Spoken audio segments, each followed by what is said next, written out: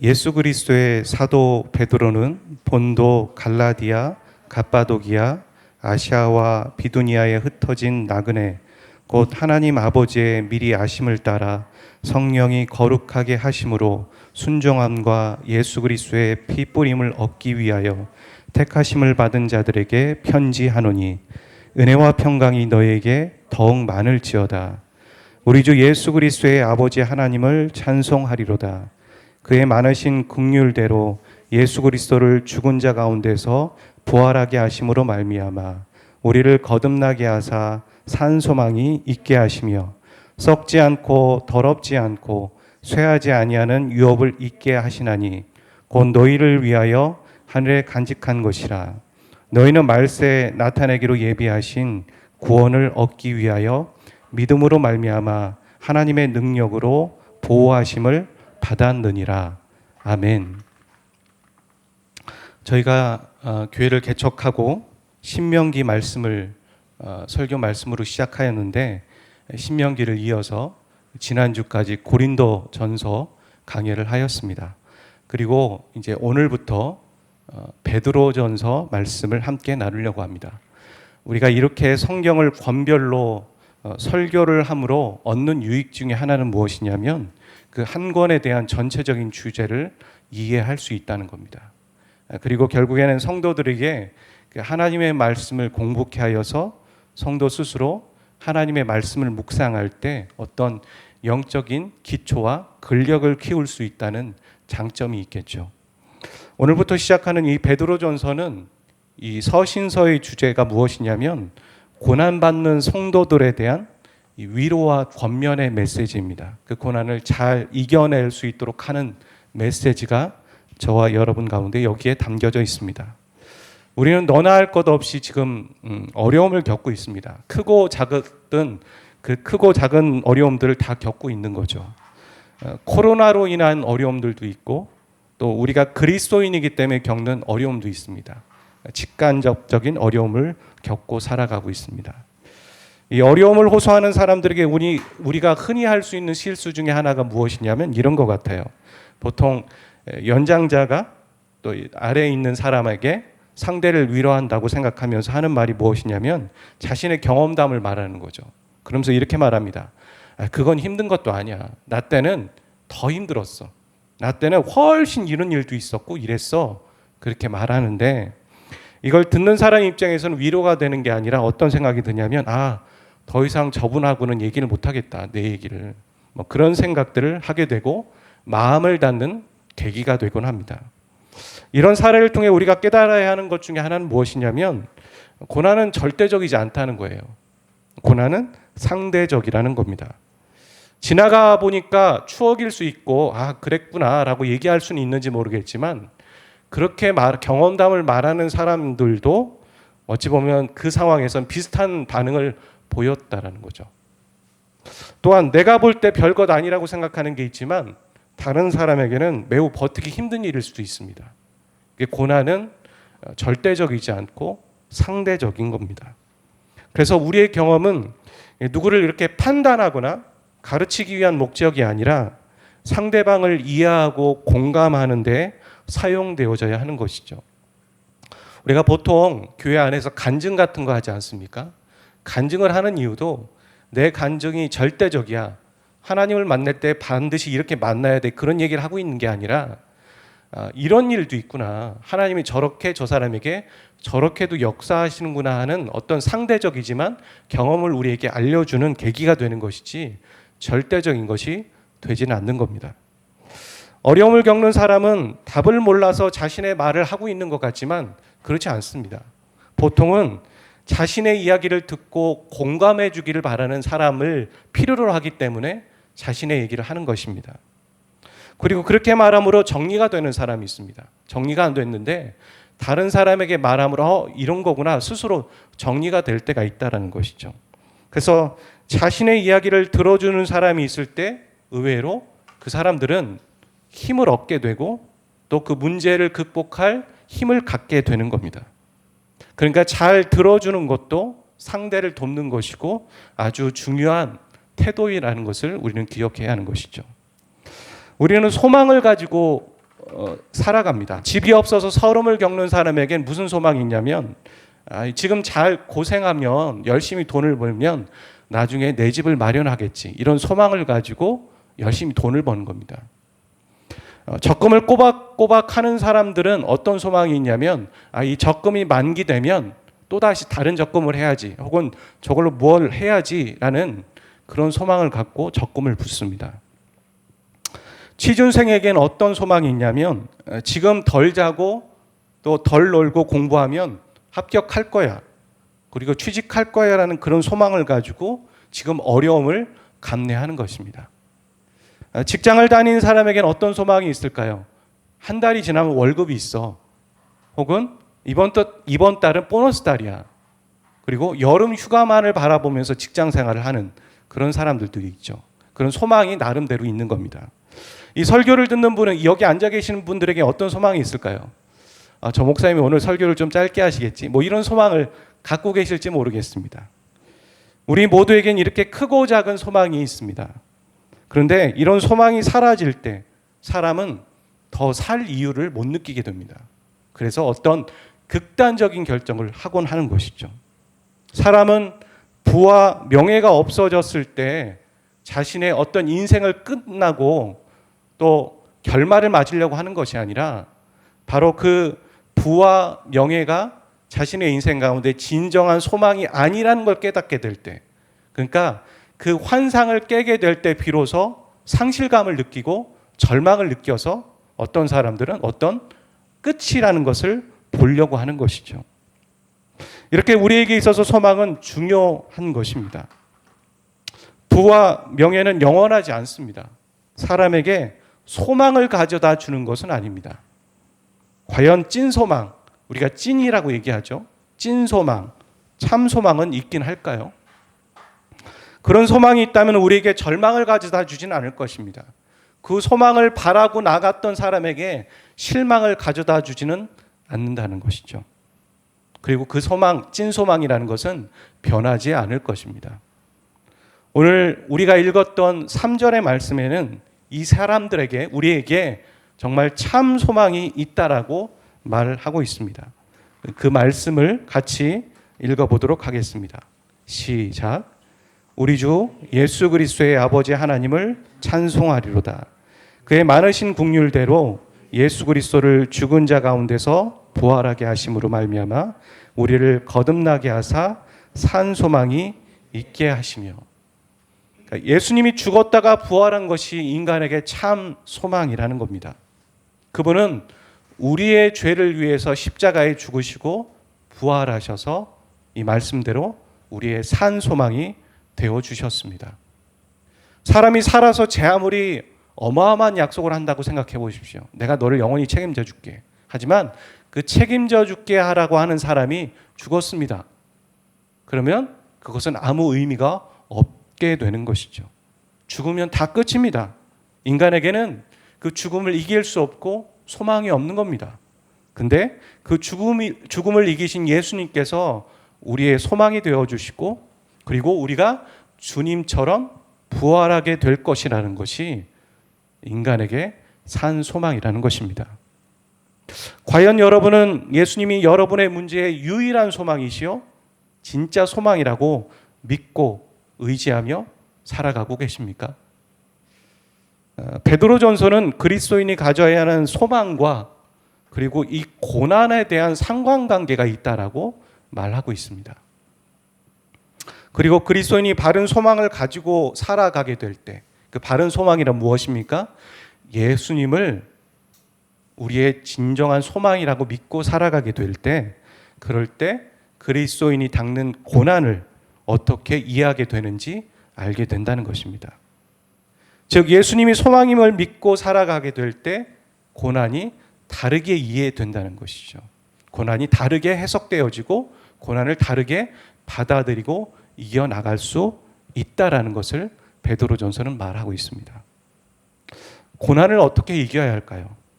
우리는 그 방법을 듣기를 원할 겁니다. 제가 이 베드로전서를 처음 얘기할 때 베드로전서의 주제는 고난에 대한 얘기입니다 라고 얘기할 때 여러분은 어찌 보면 귀가 솔깃하셨을 겁니다. 아 그래, 목사님이 혹은 베드로전서를 통해 내가 지금 고난을 어떻게 이겨야 되는지 알 수 있게 되겠구나. 근데 성경은 어떻게 이겨야 되는지 방법을 먼저 말하고 있는 것이 아니라 그 방법을 말하기 전에 과연 우리가 어떤 사람인가, 내가 누구인가, 그 정체성에 대해서 먼저 말하길 원하고 우리가 그것을 먼저 알길 원하고 있다는 겁니다. 내가 누구인지 바로 알게 될 때 고난을 다르게 이해할 수 있다는 것이죠. 어떤 아들이 엄마에게 말합니다. 엄마, 나 오늘은 교회 가기 싫어요. 오늘은 집에서 좀 쉬었으면 좋겠어요. 엄마가 하는 말이 교회 가야지. 왜 그러니? 이렇게 말합니다. 아들이 다시 말하는 거죠. 아니야, 오늘 하루만 쉴래. 오늘 하루만 꼭 쉬어야겠어. 너무 피곤해. 그러니까 엄마가 얘기합니다. 안 돼. 다른 사람들은 몰라도 넌 교회 가야지. 넌 목사잖아. 가서 말씀 전해야지. 이렇게 말하는 거죠. 이 대화에서 나오는 아들이 사춘기 자녀이거나 초신자라면 이해가 됩니다. 하지만 그가 목사라면 아주 어이없는 대화이고 조크가 되는 것이죠. 내가 누구인지 자신의 정체성을 바로 이해하게 될 때 고난에 대한 이해와 접근이 달라지는 것입니다. 자, 그렇다면 이 베드로전서에서 말하는 나는 어떤 사람인가? 나, 성도는 어떤 사람인가? 한번 살펴보기를 원합니다. 두 가지로 말하고 있는데요. 첫 번째는 택함을 받은 자다라고 말합니다. 그리고 두 번째는 무엇이라고 얘기하냐면 흩어진 나그네다라고 말합니다. 이 택함을 받았다라는 건 무엇이냐면 하나님의 백성이 되었다. 하나님의 자녀가 되었다라고 말하는 거죠. 그리고 이 흩어진 나그네라고 얘기할 때 나그네 하면 여러분 어떤 생각이 드십니까? 뭔가 우리나라 말로 따졌을 때 뭔가 어디 정처 없이 돌아다니는 그런 한량 같은 사람들로 생각이 들 수 있겠죠. 근데 해석이 잘못된 겁니다. 원어로 보면 어떤 말이냐면 잠시 그곳에 머무는 여행자이긴 하지만 목적지가 분명히 있는 여행자를 말합니다. 목적지, 그러니까 내가 가야 할 곳이 분명히 있지만 잠시 여기에 머무는 자라는 것이죠. 그러니까 나그네와 지금 원어에서 얘기하는 거랑 좀 뉘앙스가 확실히 다르죠. 그러니까 돌아갈 곳이 있지만 잠시 이 땅에 있는 자가 바로 흩어진 나그네입니다. 그러니까 나그네라는 단어보다 이 의미를 원어의 의미를 잘 표현할 수 있는 직업군이 하나 있습니다. 그건 뭐냐면 대사라는 것입니다. 대사. 예를 들어서 한국 정부에서 파견한 일본 대사가 있다고 생각해 보세요. 일본 대사가 갔습니다. 일본 대사는 그 누구보다도 일본의 문화를 잘 알아야 하고 이해도 하고 그다음에 일본어도 잘 해야 하겠습니다. 하지만 그는 정체성이 한국 사람입니다. 대사는 일본에서 여행하는 한국 국민을 보호하고 또 한국의 이익을 위해 존재하는 사람입니다. 그리고 시간이 지나면 고국으로 돌아가게 되겠죠. 이런 게 대사입니다. 다른 나라에 있지만 한국인으로서 한국의 이익을 위해 살아가는 사람. 한국 국민의 정체성을 잃지 않고 일본에서 살아가는 사람이 일본의 대사입니다. 성도가 어떤 사람입니까? 하나님의 대사라는 겁니다. 이 땅에 살고 있고 또 이 땅에서 어떤 거처를 누리며 살아가고 있지만 이 땅이 좋다고 또 이 땅에 사는 사람처럼 하나님의 백성의 정체성을 잃어버리고 그 목적을 잃고 살아가는 사람은 하나님의 대사가 아닙니다. 예수님을 믿음으로 구원받고 부활의 산 소망을 가진 사람. 그래서 복음 전하는 일을 위해 오늘 본문에 한 13절인가 12절에 보면 그러죠.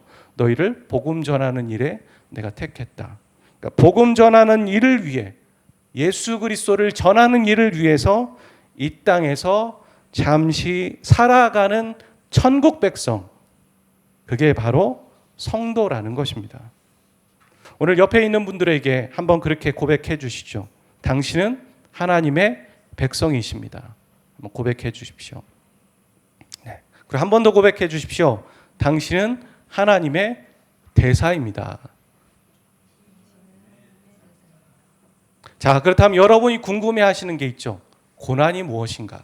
이 고난의 특징을 먼저 좀 한번 살펴보려고 합니다. 누구나 하나님의 대사든 대사가 아니든 예외 없이 이 고난이라는 놈은 우리에게 다가오는 겁니다. 근데 고난의 특징은 오늘 본문 말씀에서는 첫 번째, 우리에게 염려와 근심을 갖게 합니다. 사람이 어떤 통계에 보니까 그런 얘기를 하더라고요. 정확하지는 않지만, 그 프로테이진 정확하지 않지만, 사람이 우리가 갖게 되는 염려와 고민들의 한 80%는 우리가 해결되지 않는 것인데 염려한다는 거예요. 우리가 해결할 수 없으면서도 괜히 염려하는 것의 80%는 그렇다는 겁니다. 그렇게 우리에게 고난은 근심과 염려를 가져다 줍니다. 두 번째, 고난의 특징은 무엇이냐면 끝이 있습니다. 염려를 주기는 하는데 그 끝이 있습니다. 우리가 인생의 굴곡을 겪으면서 여기까지 오셨는데 그 고난이 계속 오진 않습니다. 생각해보면 길 것 같고 영원할 것 같지만 순간입니다. 지나갑니다. 끝이 있다라는 겁니다. 세 번째, 고난은 하나님의 연단의 과정이라는 겁니다. 다르게 표현하면 우리를 성화시키고 성숙시키는 그런 도구가 되어진다라고 성경은 말합니다. 사람은 어려움을 겪을 때 자신을 돌아봅니다. 사람은 어려움을 겪을 때 겸손해집니다. 그리고 사람은 어려움을 겪을 때 자신의 한계치가 어떤 것인지 알게 되고 그 어려움을 이겨냄으로 자신의 캐파, 능력치가 높아지게 되는 것이죠. 여러분 모두가 이럴까요? 어려움을 겪을 때 자신을 돌아보고 어려움을 겪을 때 겸손해지며 어려움을 느낄 때 자신의 한계치를 알고 점프하며 업그레이드를 할까요? 모두가 그렇지는 않습니다. 어려움을 겪어서 완전 바닥을 치고 그냥 못 일어나는 사람들도 있고 어떤 사람들은 그것을 잘 극복하는 사람이 있습니다. 그렇다면 무슨 얘기를 하고 있는 걸까요? 성경은 하나님의 백성을 하나님이 따로 챙기신다라고 말합니다. 로마서 8장 28절은 이렇게 말하죠. 우리가 알거니와 하나님을 사랑하는 자 곧 그의 뜻대로 부르심을 입은 자들에게는 모든 것이 합력하여 선을 이루느니라. 여기서 모든 것이란 무엇이냐면 선한 것이든 악한 것이든 혹은 우리가 실수로 저지른 일이든 어떤 것이든 그 모든 것을 합력하여 하나님의 백성들을 선으로 이루어 가신다라고 약속해 주고 계십니다. 하나님은 어려움을 통하여서 우리를 겸손케도 하시고 또 우리가 어떤 사람인지 보게 하시고 우리를 성숙하는 계기로 만들어 주시는 것이죠. 이런 말이 있죠. 고난은 위장된 축복이다. 우리가 고난을 겪을 때는 이 말이 절대 와닿지 않습니다. 누가 우리에게 위로한답시고 이런 말을 할 때는 너나 잘하세요 이렇게 말할지 모르겠습니다. 하지만 그 어려운 고난을 말씀과 또 하나님의 인도하심으로 겪고 지나가다 보면 틀린 말이 아니구나. 고난은 위장된 축복이 맞구나 라는 것을 비로소 깨닫게 됩니다. 우리를 연단시키는 과정이라는 걸 알게 되죠. 오늘 말씀은 그렇게 말합니다. 이 연단의 과정이 거쳐지면 하나님으로부터 영광과 존귀를 얻게 된다. 그렇게 말합니다. 자, 그렇다면 말처럼 이렇게 쉬운 게 아닙니다. 고난이라는 거 쉬운 일이 아닙니다. 그걸 겪는 것이 어렵습니다. 그럼 이 고난을 대할 때 우리의 태도는 어떤 것인가? 그건 바로 그리스도인으로서 하나님의 대사로서 우리는 어떻게 이 고난을 대해야 할까? 세상 사람들처럼 화내고 열받아하고 때려치우고 이게 아니라는 겁니다.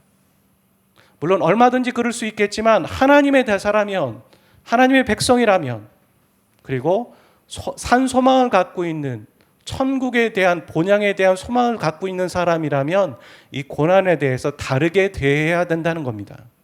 세 가지로 오늘 본문은 말하고 있습니다.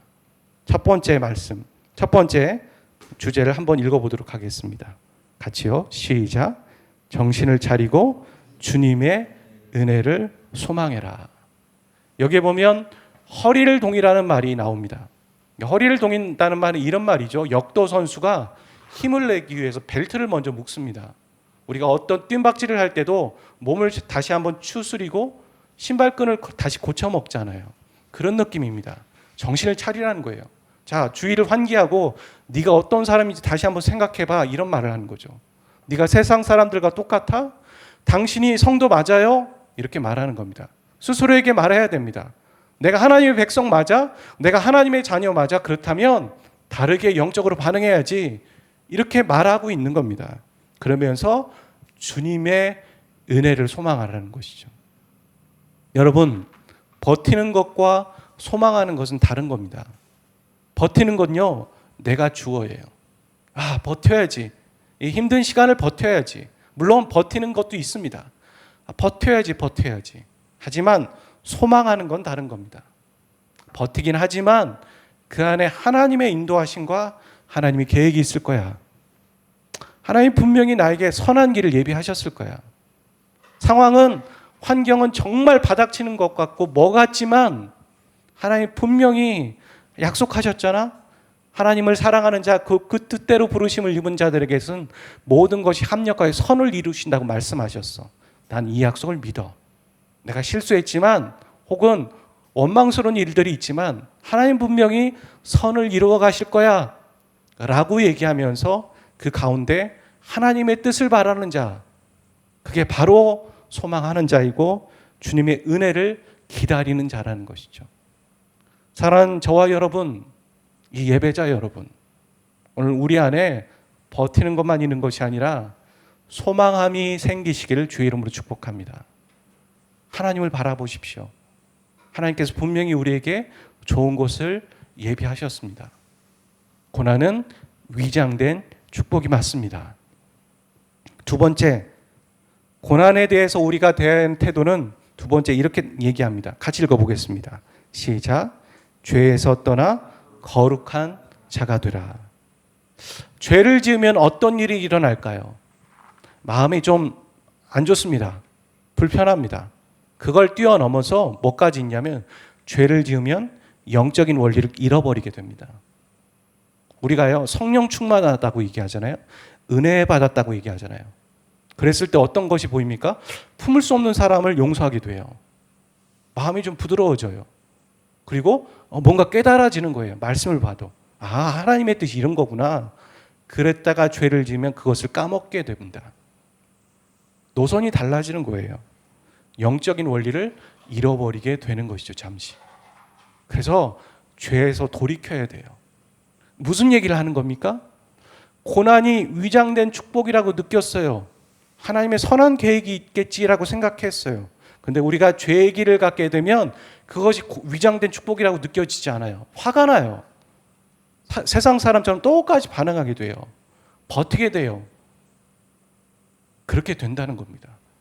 그래서 다시 회개하고 거룩한 삶을 살아가기로 결정해야 되고 죄에서 떠나는 게 먼저 필요하다는 것이죠. 우리가 영적인 안목을 하나님의 안목으로 바꾸려면 회개가 먼저라는 겁니다.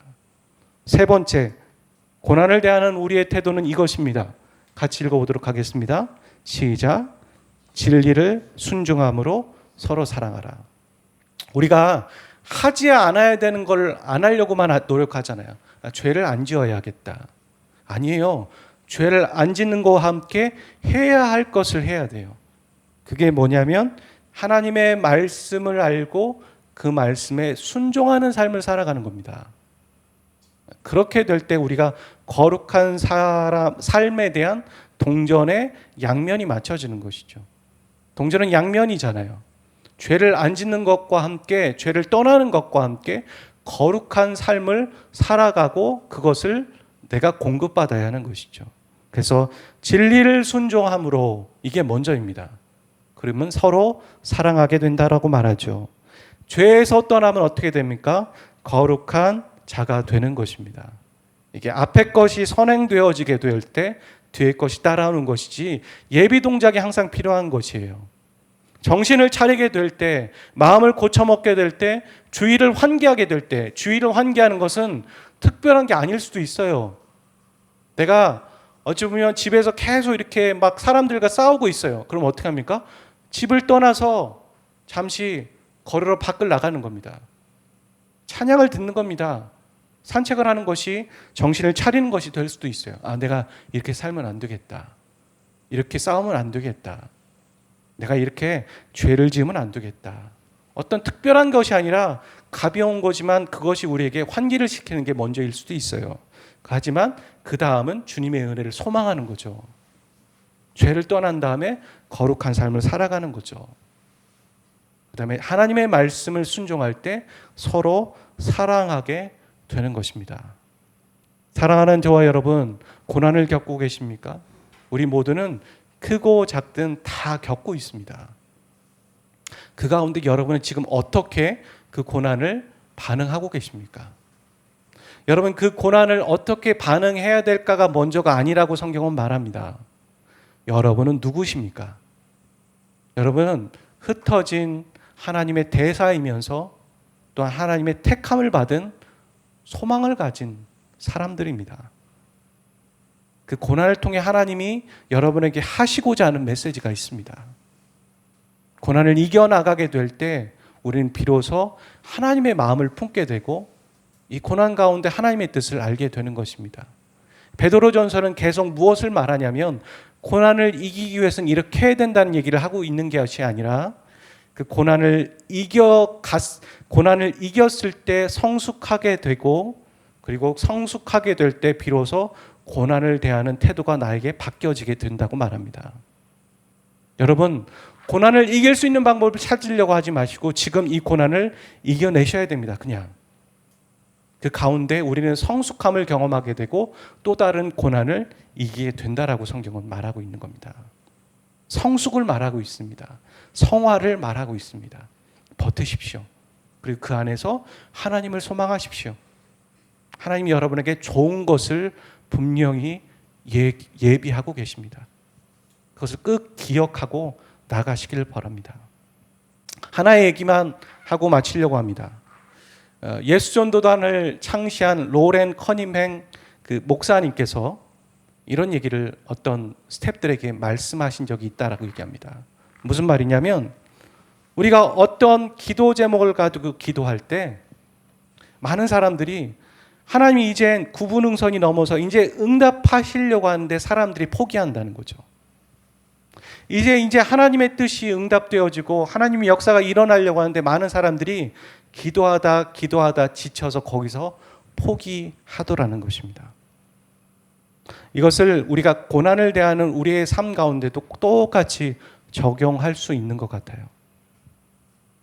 하나님이 우리에게 위장된 축복으로 고난을 허락하셨는데 이제는 정말 하나님의 뜻이 보이려고 하는데 거기서 포기해버리는 거죠. 혹시 우리가 그러려고 하고 계시진 않으십니까? 여러분 멈추시고 잠시 숨 고르게 하시고 나를 향한 하나님의 뜻이 무엇인지 묵상하며 기도해 보십시오.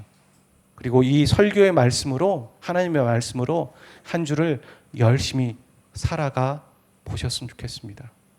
오늘 저와 여러분의 삶 가운데 하나님의 뜻과 하나님의 마음들이 온전히 느껴지고 깨달아지는 은혜가 있으시길 바랍니다. 같이 우리 찬양하고 기도하도록 하겠습니다. 주 나의 모습 보내 상한 나의 맘 보시네 주 나의 눈물 안에 홀로 울던 맘 아시네 주 사랑 내게 있네 그 사랑이 날 채우네 주 내게 있네 그네로 날 세우네 세상 소망 다 사라져가도 주의 사랑은 끝이 없으니 살아가는 이 모든 순간이 주 은혜임을 나는 믿네. 세상 소망 다 사라져가도 주의 사랑은 끝이 없으니 살아가는 이 모든 순간이 주 은혜임을 우리 목소리 높여 찬양합니다. 주 나의 모습 보네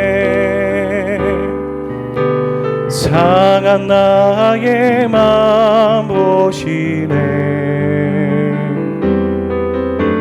주 나의 눈물 안에 홀로 울던 맘 아시네 주 사랑 내게 있네 주 사랑 내게 있네 그 사랑이 날 채우네 주 내게 있네 그 은혜로 날 세우네 세상 소망 다 사라져가도 주의 사랑은 끝이 없으니 살아가는 이 모든 순간이 주 은혜임을 나는 믿네 세상 소망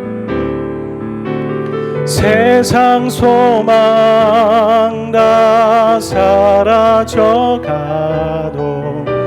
주의 사랑은 끝이 없으니 살아가는 이 모든 순간이 주 은혜임 우리 한 번 더 고백합니다. 세상 소망 다 사라져가도 세상 소망 다 사라져가도 주의 사랑은 끝이 없으니 살아가는 이 모든 순간이 주 은혜임을 나는 믿네 주님만이 우리의 유일한 소망 되십니다. 이 고난 가운데 주님 바라보기를 원합니다. 이렇게 고백해 보십시오. 내 고난 가운데 이 역경 가운데 주님만이 유일한 소망 되십니다. 그렇게 믿음으로 선포해 보십시오. 고난을 이기게 해주십시오. 이 상황을 극복하게 해주십시오라고 기도하지 마시고 주님만이 이 고난의 유일한 소망이 되십니다. 이 고난을 통해 나에게 깨닫게 해주시는 하나님의 마음이 무엇입니까? 나를 연단시키시고 나를 성숙시키기 원하시는 하나님의 뜻이 내 삶 가운데 온전히 이루어지기를 소원합니다.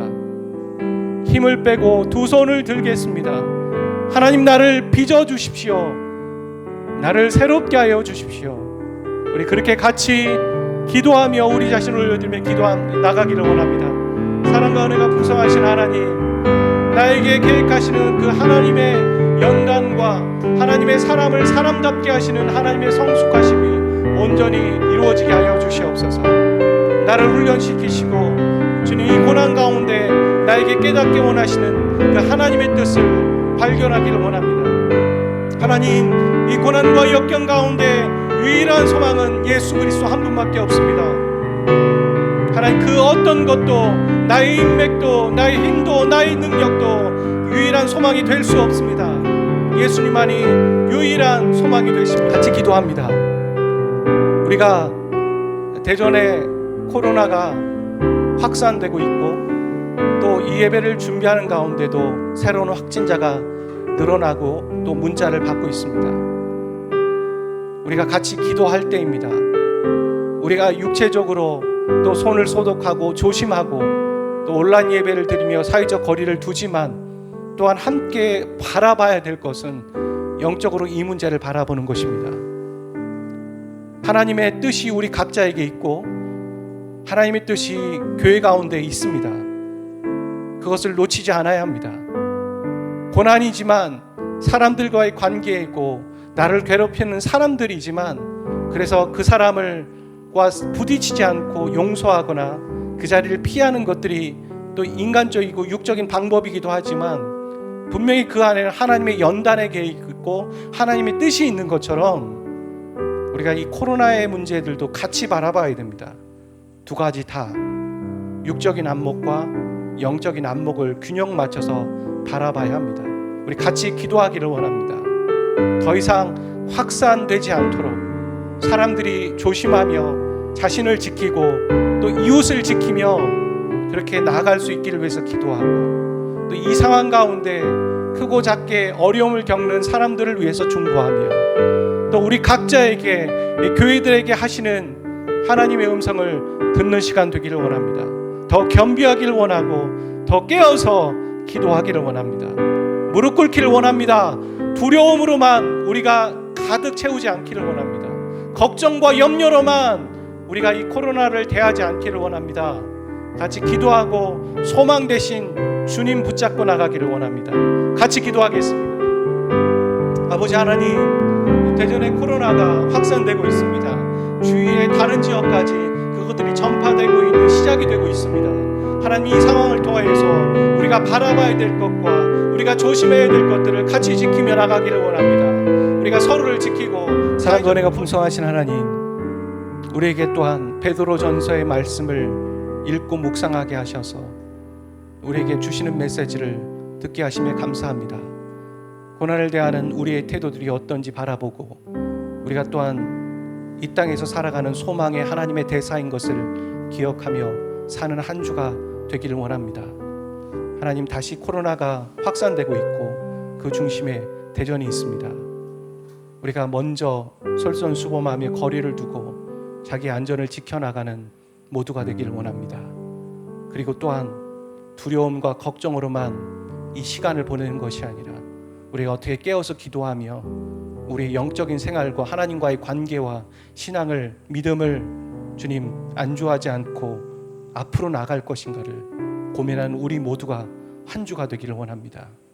정신을 차리고 하나님의 소망의 은혜를 바라보는 자가 되기를 원하고 죄에서 떠나 거룩한 자가 되기를 원하며 또 진리의 말씀을 쫓아 서로 사랑하는 자가 한 주 되기를 원합니다. 사랑하는 형제와 자매들이 이 하나님의 말씀에만 거룩한 부담감을 갖고 결단하며 한 주를 살아갈 때 하나님의 도우심과 하나님의 살아서 역사하심을 깊이 경험하는 한 주가 되게 도와주시옵소서. 인근 각처에 떨어져 있는 형제와 자매들, 또 이 온라인 예배를 드리고 있는 모든 사람들의 심령 가운데 하나님의 소망의 은혜가 있기를 원합니다. 이번 주 토요일에 또 결혼하는 형제와 자매가 있습니다. 새로운 가정을 시작하는데 주님, 또 결혼식 순서와 모든 절차와 모든 준비하는 그 손길 가운데 하나님의 은혜와 인도하심이 있기를 원하고 새롭게 태어나는 가정 가운데 주님이 주인 되어주시고 주님이 왕이 되어주셔서 서로가 주님을 바라보며 신앙 안에서 자라가고 합하고 연합하는 아름다운 가정으로 발전하고 시작되게 인도하여 주시옵소서. 또 멀리서 강의를 하고 진행하고 있는 형제가 있습니다. 하나님, 이제 이번 주가 마지막인데 끝까지 주님 체력적으로 또 코로나의 위협에서 안전하게 보호받고 그 모든 절차를 마무리하고 돌아올 수 있도록 도와주십시오. 이번 한 주 또한 여행을 떠나고 또 어디에 타지 방문을 하고 그러는 형제와 자매들도 있습니다. 안전하게 지켜주시고 좀 그 가운데에서도 하나님의 인도하심을 경험하게 도와주십시오. 이제는 우리 주 예수 그리스도의 은혜와 아버지 하나님의 극진하신 사랑하심과 성령님의 교통하심이 하나님의 말씀을 듣고 그 말씀대로 준행하기로 결정하는 우리 모든 예배자들 그 심령 위에 이제부터 영원까지 항상 함께 하시기를 간절히 축원하옵나이다. 아멘.